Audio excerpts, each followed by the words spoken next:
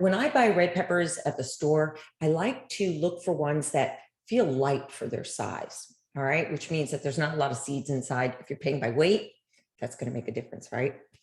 So I like to do that. I like to look around, see that there's no bruising either, or they tend to get little moldy spots on them. So what I did, I just cut off the top. You can see right here. Don't throw this away. We're going to chop that up as well. I'm going to turn it around and cut off the bottom.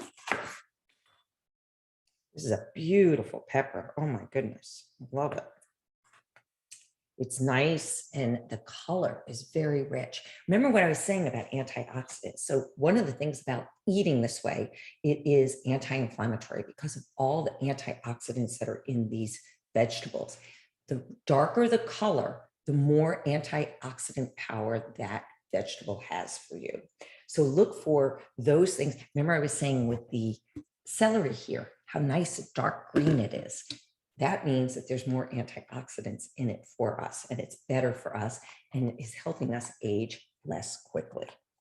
All right, I'm going to pull out the seeds from the center and I like to reach in and just pull out some of that softer, whiter tissue that's in there so that I have something that looks a little bit like this. All right. Then I'm going to slice it down lengthwise. All right. So we have something that looks like this. All right. And just for ease, I like to just cut out some of that center membrane if it's big. And I'm also going to cut out, you can see on this side, I still have a little bit of the bottom left on it. I'm just going to cut that out as well.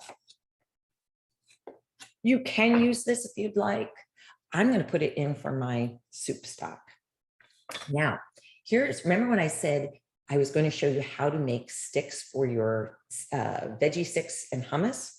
At this point, what we want to do is we want to make julienne strips.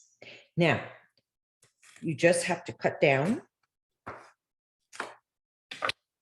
And there you have your sticks.